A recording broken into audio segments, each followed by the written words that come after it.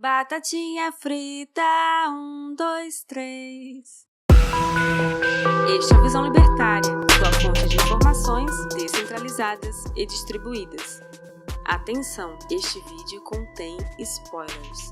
Round 6 é uma série sul-coreana que está no top 10 da Netflix atualmente e é uma das produções originais dessa gigante do streaming. A história mostra pessoas em situação complicada financeiramente que são convidadas a participar de um jogo que promete dar uma bolada em dinheiro de premiação aos vencedores. Todavia, o que eles não sabem é que a luta não é apenas pelo prêmio, mas também pela sobrevivência, pois o jogo é macabro e mortal. A série gira em torno de pessoas que estão passando por dificuldades financeiras, pessoas devendo a bancos e a agiotas, pessoas procuradas por fraudes financeiras, desempregadas, doentes. Enfim, pessoas que estão em situação de vulnerabilidade social. Tais pessoas são convidadas a jogar uma série de jogos infantis típicos da Coreia do Sul. A princípio, tem-se a ideia de um produto que mistura drama com humor, mas, com o passar do tempo, vemos também se tratar de uma série de ação com uma pegada sociológica. Ocorre que ser eliminado do jogo implica em também ser eliminado na vida real, ou seja, morrer.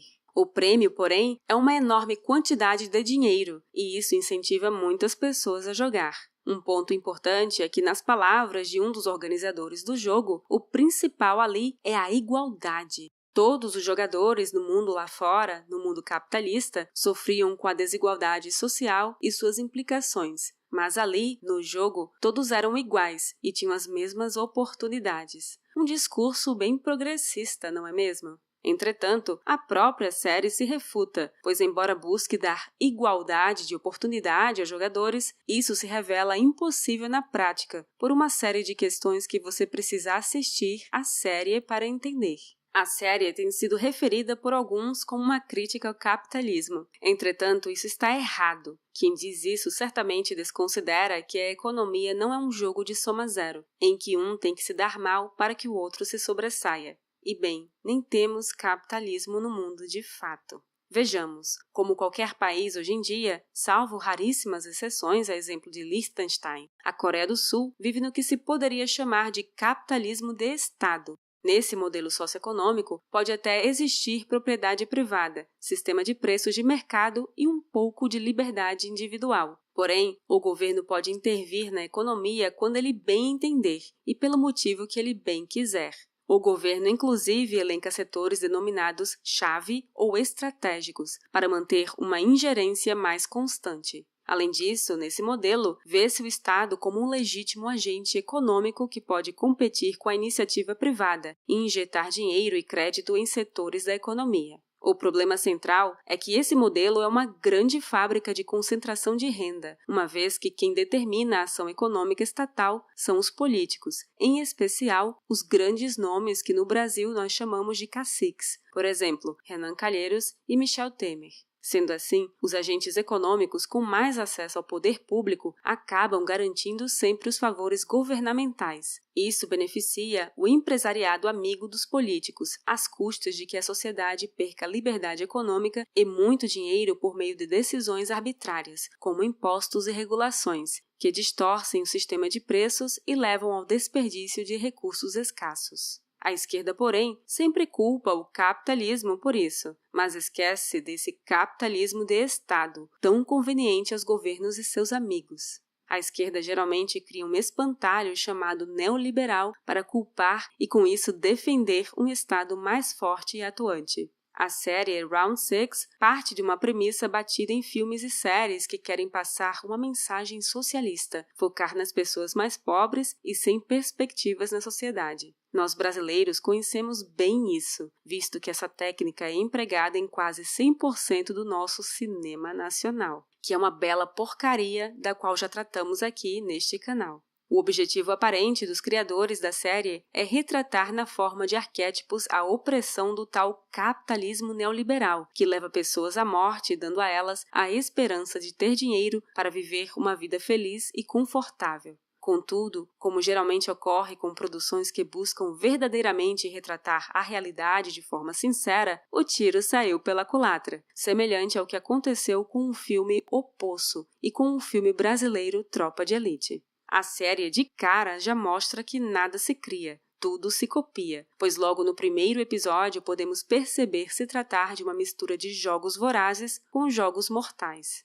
Mas, no segundo episódio, eles dão uma inovada inesperada ao permitir que os jogadores voltem para a vida normal. O objetivo, porém, é deixar claro que a vida que aquelas pessoas levam na tal sociedade capitalista é tão ruim quanto naquele ambiente de jogo macabro. Entretanto, nesse mesmo episódio, já podemos traçar um paralelo entre os que promovem um jogo com, nas palavras de Albert J. Nock, nosso verdadeiro inimigo, o Estado. Mas antes, cabe uma observação interessante. A obra retrata a maioria dos participantes do jogo como perdedores, verdadeiros párias sociais. Porém, não sei se foi propositalmente por parte dos criadores da história, mas percebe-se claramente que na maior parte dos dramas humanos ali retratados, a penúria dos personagens é fruto de más, ou melhor, péssimas escolhas individuais das próprias pessoas que vivem aquelas situações. Isso, proposital ou não, é louvável, visto a mais nova onda de Hollywood, que consiste em passar pano para os vilões, colocando a culpa de seus atos nos ombros da sociedade, como no caso do filme Coringa, de 2019. Voltando ao paralelo entre os organizadores dos jogos macabros com o Estado, sabemos que o Estado não se sustenta tão somente pela força. Ele necessita da aceitação, ou no mínimo, da condescência de ao menos uma parte da população. Para conseguir isso, o Estado faz aos que a ele estão atrelados promessas de prêmios. O primeiro prêmio que o Estado promete, em troca de um mínimo de legitimação, é a segurança, tanto interna quanto externa.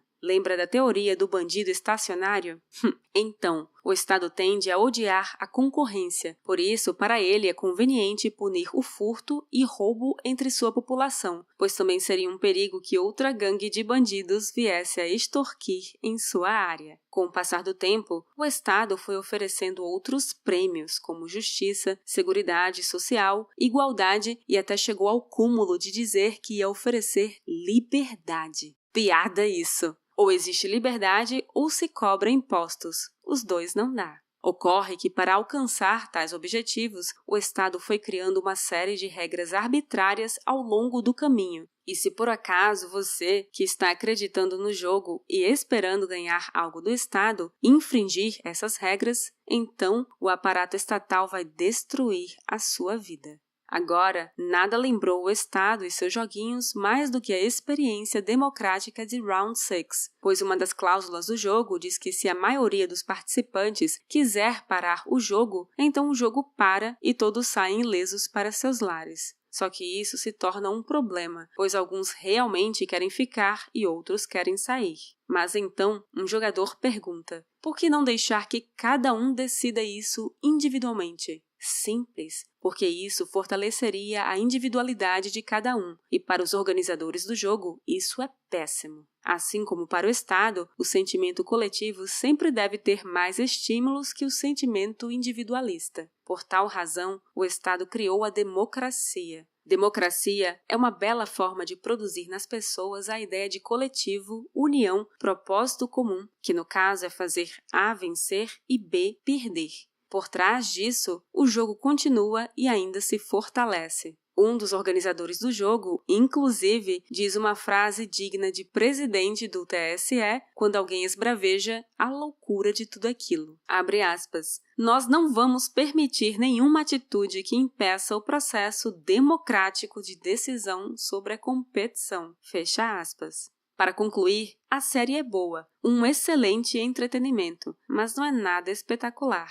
E todos nós estamos numa espécie de Round 6. Muitos ainda acreditam que jogando o jogo podem ter a chance de conseguir o prêmio. Justiça, segurança, igualdade, seguridade social, igualdade de oportunidades e por aí vai. Mas a pergunta que devemos fazer é a seguinte: qual a chance de alcançarmos isso antes de morrermos como peões jogando o joguinho dos poderosos agentes do Estado?